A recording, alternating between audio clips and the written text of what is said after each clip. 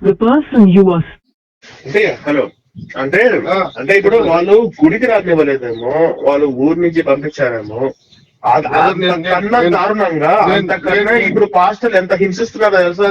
Drugs ఇచ్చి prayer oil అంటూ వాళ్ళను మానసికంగా దళితుల్ని ఎక్కువగా హింస పెట్టింది ఫస్ట్ పాస్టర్లు అండి. మీకు తెలుసా విషయం? ఇప్పుడు ఉన్నటువంటి ఎందుకంటే చర్చికి వెళ్ళే వాళ్ళలో మొత్తం కూడా ఎస్సీ ఎస్టీ వాళ్ళు మన వాళ్ళే ఉన్నారు మొత్తం. దళితులు ఎంత చిత్రహింసలు పెడుతున్నారో, ఎంత నరకం పెడుతున్నారో నేను చిన్నప్పటి నుంచి చూసిన వచ్చినవానండి. వాళ్ళు గుడికి రానివ్వలేదు, అంతకన్నా దారుణంగా పాస్టర్లు హింసిస్తున్నారు. కానుకలు ఇచ్చి దశంభాగాలు తీసుకొని, కానుకలు తీసుకొని, సంఘ కానుకలు తీసుకొని, ప్రత్యేక కానుకలు తీసుకొని రాత్రి గుడికి వెళ్ళాను. వాళ్ళ చదువుకు దూరం చేసేసి, తల్లిదండ్రుల నుంచి దూరం చేసేసి, ఆడపిల్లల మానాలు, ఎంత మంది పాస్టర్లు ఆడపిల్లలు మానాలు దోచుకుంటూ కుటుంబాల నుంచి వేరు చేసి. మీరు చెప్తున్నారు కానీ నా వర్ష చూడక మీరు వినడం లేదు బ్రదర్. అవునండి, నేను అనుభవించిన వానండి. ఒక 100 రెట్లు వాళ్ళే వేస్ట్, 100 రెట్లు ఆ హిందువులే వేస్ట్. మనల్ని హింసించిన ఆ హిందువులేమో అంతకన్నా దారుణంగా. మా ఫ్రెండ్ కూడా దళితుడే, అతను అనుభవించిన పాస్టర్లు అనుభవించిన నరకం మీకు ఒకసారి చెప్తారు. రాజు గారు మీరు ఒకసారి చెప్తుంటారా సార్? నేను మళ్ళీ మధ్యలో జాయిన్ అవుతాను. నేను అదే కేటగిరీ చెందానయ్యా. ఏంటే మీ సమస్య ఏంటి ఇప్పుడు? నా సమస్య ఏం లేదు బ్రదర్. మనందరం దళితులం కదా, మనందరం దళితులం కదా. మనము వెనకపడటానికి కారణం, మనం తొక్కేయడానికి కారణం హిందూ సమాజము కాదా? హిందూ సమాజం గుళ్ళోకి రానియడం వాళ్ళ కాదా? అగ్రవర్ణాల కాదా? అయితే వాళ్ళందరినీ చంపేద్దామంటావా ఇప్పుడు?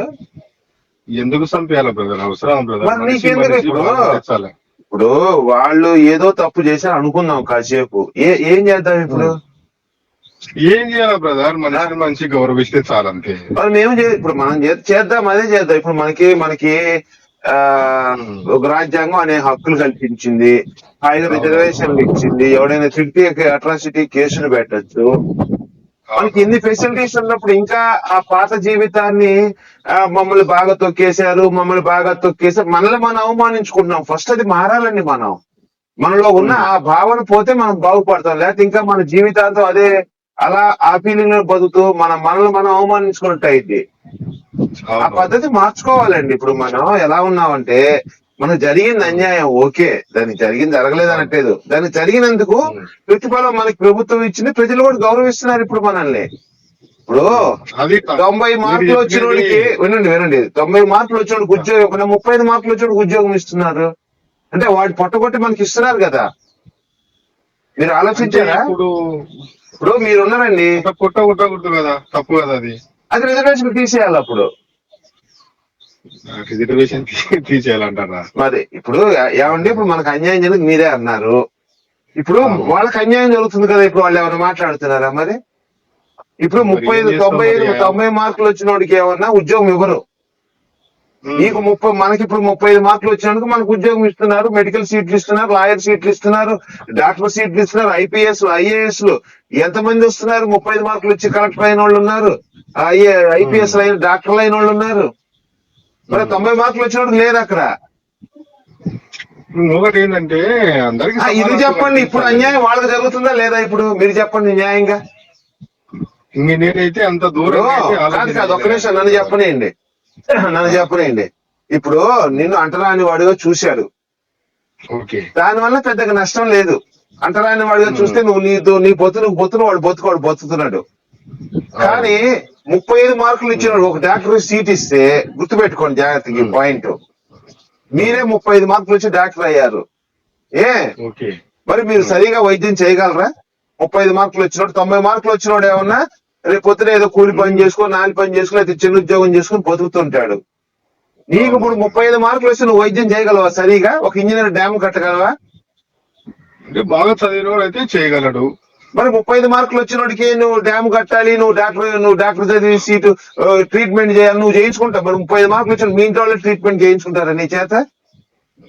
మరి హిందువులకి ఇంత అన్యాయం జరుగుతున్నా వాళ్ళు మెదలకుండా అన్ని గుద్దానోరు మూసుకొని కూర్చున్నారు లేదా? ఆలోచించండి మీరు.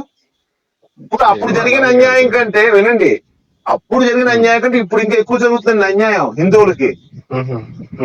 మీరు ఈ పాయింట్ గమనించారా? మరి BC హాస్టల్స్ ఉన్నాయి, SC హాస్టల్స్ ఉన్నాయి, OC హాస్టల్స్ లేవండి. మళ్ళీ గవర్నమెంట్ OC హాస్టల్స్ పెట్టలేదు.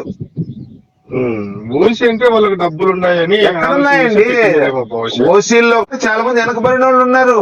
మీరు కులం ఆధారంగా తీసుకోకండి. ఇక్కడ మీరు నా కులం గొప్పది అని ఇప్పుడు కూడా మనం కొట్టుకు వస్తుంటే అది బ్రిటిష్ వాడు పెట్టిన పుణ్యం. అదంతా మన కులాల కోసం కొట్టుకుంటున్నాం అంటే ఓకే, అర్థమైందా అండి? కాబట్టి మనకు అన్యాయం జరిగింది కంటే మనం ఏం చేయాలి ఇప్పుడు ఆలోచించాలి. మనం పక్కోడి మీద పడి ఏడవటం కాదండి. పక్కోడి మీద పడి ఏడవటం కాదు. నీకు మంచి అవకాశాలు ఇచ్చింది గవర్నమెంట్, దాన్ని వినియోగించుకో శుభ్రంగా. ఎస్సీ ఎస్టీలు కరెంటు బిల్లులు లేకుండా చేస్తా ఉంటున్నారు. ఎస్సీ ఎస్టీలకి హాస్టల్స్ పెట్టారు. ఎస్సీ ఎస్టీలకి బొచ్చుడు ఫెసిలిటీస్ కల్పిస్తున్నారు. ప్రతి చోట రిజర్వేషన్ ఉంది. ఇంకేం కావాలండి? ఎందుకంటే ఇంకా దరిద్రం మన దరిద్రం కాకపోతే ఇంకా వెనకబడినా ఇంకా కూడా సిగ్గు చెట్టు ఉమ్మేసుకోవాలి మన మొహం మీద. మనం ఇంకా వెనకబడినా మాటలు చెప్పడం మానేయాలండి ఫస్ట్ మనం. అర్థమైందా అండి? సరే సరే బ్రదర్, ఏం లేదు, మనం కూడా పైకి రావాలని ఆలోచన అంతే. అయ్యో, నేను చెప్పిందంతా విన్నారు కదండి. ఇప్పుడు 35 మార్కులు వచ్చినాడు, మనకి సీట్ ఇస్తున్నప్పుడు 90 మార్కులు వాడు గుద్దనరు మూసి కూర్చున్నాడా లేదా చెప్పండి, మీరు న్యాయంగా చెప్పండి. మరి ఇంతకన్నా అన్యాయం ఉంటదా? ప్రతి దాంట్లో ఉంది. మిలిటరీలో ఉంది, ఎయిర్ ఫోర్స్ లో ఉంది, నేవీలో ఉంది, ఐఏఎస్ ఐపీ, అసలు దేంట్లో లేదు చెప్పండి రిజర్వేషన్.